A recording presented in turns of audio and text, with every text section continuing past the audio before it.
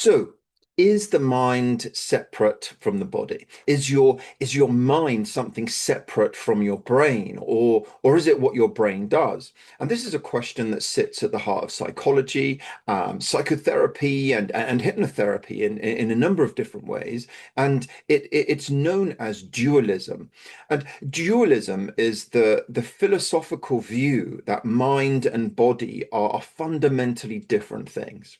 And so, at its core, dualism states that, dualism holds that the body and brain are physical and the mind is non-physical. So the body and brain are physical, and the mind, with its thoughts, emotions, consciousness, meaning, it is non-physical.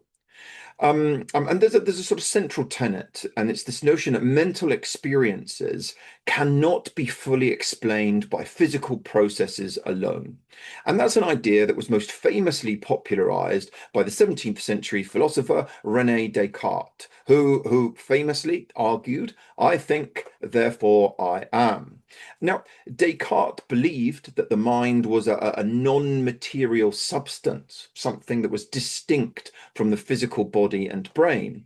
And the brain, in his view, was a machine, the mind was not. And this way of thinking, I'm still strongly influences many hypnotherapists today, many other modalities of therapists today as well, often implicitly rather than explicitly.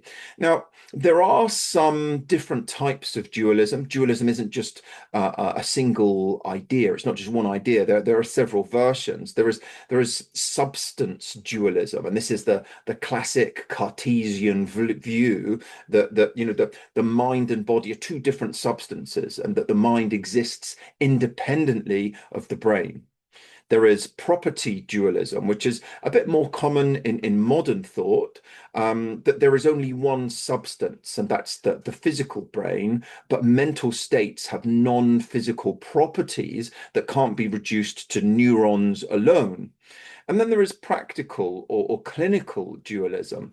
And this shows up in therapy when we sort of treat the mind and the body as separate systems. And we talk as if beliefs, memories, or the unconscious float sort of free of biology.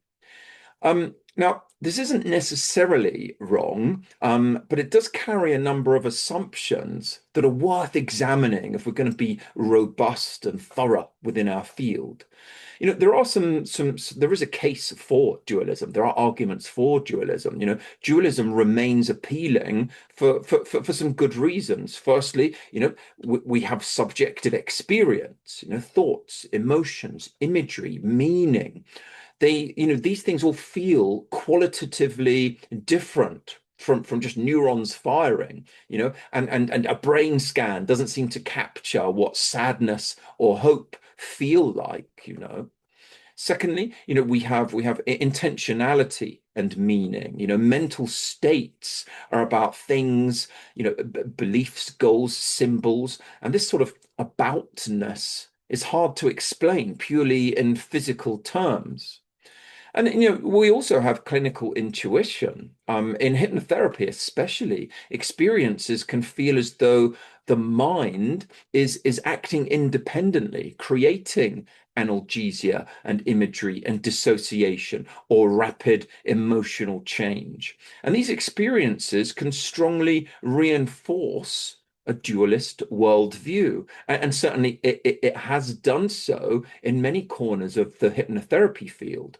And all of this is well and good, but there are equally strong arguments against dualism.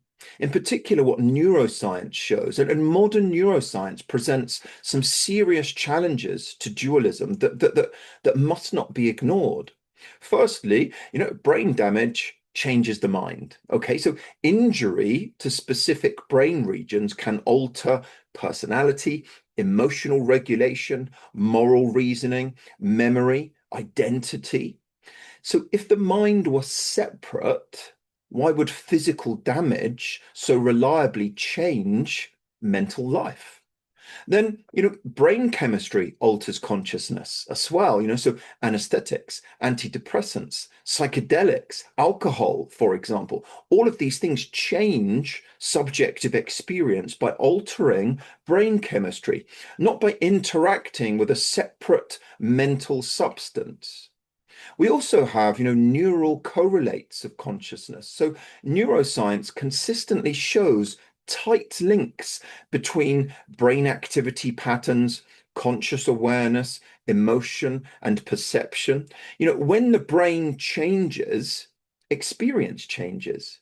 When the brain shuts down, experience disappears. Then, there's also no clear mechanism of interaction. So, dualism struggles to explain how a non-physical mind could influence a physical brain without breaking the laws of physics. And that's a problem that's still unresolved after centuries. Now, why does this matter? Why does this matter for therapists and hypnotherapists in particular? Well, understanding the critique of dualism isn't about dismissing subjective experience, it's about grounding it. And this is important. When we move beyond strict dualism, we better understand how psychological interventions work through the brain. We can explain hypnosis, imagery, and suggestion without invoking mystery. We integrate mind-body approaches more coherently rather than splitting them. And, modern psychology increasingly sees the mind as an emergent process, not separate from the brain, but arising from brain, body, environment, and interactions. And this perspective strengthens clinical credibility. It aligns our therapy with neuroscience, and it helps us avoid false divisions that will limit our models of change.